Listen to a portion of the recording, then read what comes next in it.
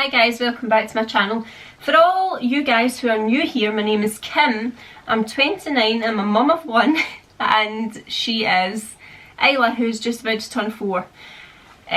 So I thought I was just going to have a wee sit down, a wee updated chat. I thought I stood in the dog's paw there, about my whole IVF journey. So long story short, we had Isla and then we decided to wait 2 years and try again. That never happened successfully. I did fall pregnant last March, would have been 2018, and it turned out to be ectopic. So I then had to go in for emergency surgery and I got my right tube taken away, and then before we could do anything else they wanted to check my left tube because they thought it was full of fluid. So they put me in for a dye test to put some dye through the tubes, but that appointment took 8 months to come through. So that took me into the end of November. Turns out the tube was blocked, so our next step was going through IVF. Now we decided, and well, we didn't qualify for NHS IVF, so we decided to do it privately through the NHS. I didn't know you could do it until I was looking it up. Privately through the NHS, so we decided that in the December, and when I phoned up in the December, I was looking for appointments and I went to book it, but I didn't have my card with me because you had to pay £225 deposit. I didn't have my card and I thought I'll phone back up tomorrow. Turns out I phoned the following week, and they said to me that I could only get an appointment in April. Bearing in mind this was December, and I'm like, but I was so annoyed because I thought last week you could give me an appointment for a couple of weeks away. Now you can't give me one till April. So I booked the initial appointment, and oh god, it just seems like ages ago. I booked the appointment and April came, went for my consultation, back and forth doing things. I then had to wait my periods, but then it took ages because a smear test that took 12 weeks to, was it 8 or 12 weeks to arrive. So I then missed like dates. The labs in the Glasgow Royal Infirmary, I think they kind of shut down for a deep clean or something over the holidays, so it was a rush to get fitted in before they closed down. So we just made that, and then after I get my eggs taken out, they told me that they didn't put I was over like ovarian hyperstimulation I had, so they didn't want to put the eggs back in. They wanted to freeze my eggs, which was fine because I thought I will literally just wait till my next period and put them back in. Turns out the fluid in the tube on my left that was still there would have caused damage to the embryo, so the doctor had said he wanted to either clip the tube. Yeah, I think he was wanting to clip the tube, so he says I'd rather not go ahead with putting any eggs back in because I want to clip the tube.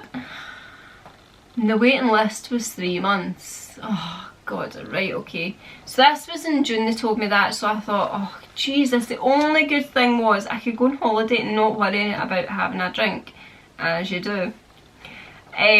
So I came back from holiday in September and I had a letter sitting there, and I had to go in for my surgery on the 19th of September. So I had that on the 19th of September, and I was due my period 3 weeks later, and it never came. Oh, it never came. So I had no period in October, and then October came and it arrived on the 4th. This is now the 8th. It arrived on the 4th, so I thought, yes, I'll phone up and we can get the frozen embryo transfer, well, the ball rolling for that. So you couldn't make this shit up.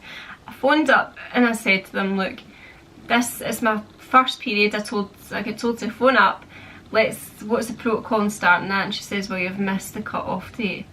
And I was like, you are kidding, what do you mean? She went, well, they shut down for Christmas and you've missed it because the whole process takes 6 to 8 weeks. Phone up on your next period. And I'm thinking, I want to cry. I genuinely just wanted to cry because I thought this is now taking the piss. I nearly missed the cut off in June, and then I've now missed the cut off for Christmas. I genuinely thought at the beginning I'd be pregnant for the summer, but obviously not, and I'm not even going to be pregnant by the winter. So phoned up. So when I then got a nurse to call me back, so I was like, this is getting beyond a joke. So I got a nurse to phone me back, and she says, yeah, we're going to take bookings from the 18th of December, but my period falls on like the 4th or 5th of December. So again, I'm going to miss the cut off because they're taking it from the 18th. And I'm like, oh my god, so it's going to be into like January before I can even start it, and then it's another 6 to 8 weeks to then get through the whole process. And I just want to cry. I've got to the point now where I'm like, do I carry on? Literally, it's been that'll be like 2 years in March since we had the ectopic pregnancy, and every year goes by, Isla's getting older. I'm just, I don't know if my heart's in it anymore. And it's been a long process, it's been a grueling process, and even with going private, I thought we would have got it a lot quicker. We did get some appointments quicker, but there was no, like, we still had to wait in NHS appointments for surgeries and tests and your smear test, so nothing's actually went any quicker than it probably would have done if I'd went through the NHS, funding by the NHS. So yes, I don't know how to feel. I'm just getting so annoyed that I've waited so long. We've been given this really cool opportunity, and there's 7 embryos there waiting for us. But I don't know if 5 years is too much of a gap for Isla and a baby. She'll then be at school. I don't know. I don't know what to do anymore. I don't know if my heart's in it. I really want another baby, and it gets sad because, yeah, but I don't know how to feel. I'm just so pissed off with the whole situation. And again, see, when I thought we were going to do IVF, I thought it'll all go really fast, and they say it'll all happen within like 12 days. I remember I said this in my last video, the doctor told me the whole cycle lasts 12 days from starting the injections, well, for me anyway, starting the injections to then putting the eggs back in would take about 12 to 14 days, and it's literally like months. It's almost coming up to the time where I've booked my first appointment, so that's like 12 months. And yeah, I just thought I would come on here and have a rant. The NHS are amazing, but I just think IVF is not a thing that you rush, and every sort of problem that could have occurred has occurred. So if you're ever going through it, don't ever think that it's ever going to be plain sailing, because it more than likely is not. And yeah, I mean, I'm not focusing too much on it now because, like, I've just focused on other things, and we're doing quite a lot to the house as well, so that's good. But yeah, it is annoying, and if anybody else is in the same boat, then please get in touch, because I just want to bang my head against a brick wall because it's going nowhere. Yeah, but yeah, thanks guys for the ramble of 10 minutes, and I thought I would update you because I did post saying that I would do a lot of IVF update videos and putting the eggs back in and the outcome and all the rest of it, but I've not really posted anything because there's been nothing to post. It has taken ages, all the timings have been off, the periods have been off. I missed a period a full month. It's just like my body's like, Kim, just don't bother. Don't bother, you have Isla. But yeah, we really do want to, Jim really wants to go ahead with it anyway. And there's a question of how many eggs do you put back in, because we're now nearly, by the time everything gets over, Isla will be nearly 5. Like, she'll be at school if I get pregnant by the time the baby is born. So I'm like, do I then wait till she's 5, have one, and then because your embryos are sitting there, I feel like it's sweet to sit in the cupboard. You're not just going to put one back in, or you're not just going to have one because you know that there's other ones there. So I don't know whether to put 1 or 2 in, whether they'll actually take. I've kind of taken it all in my stride at times as well. With the ectopic pregnancy, it was a bit upsetting, but I didn't dwell on it too much because obviously that's just the nature of nature, and there is IVF, and I do have Isla, and I'm really lucky.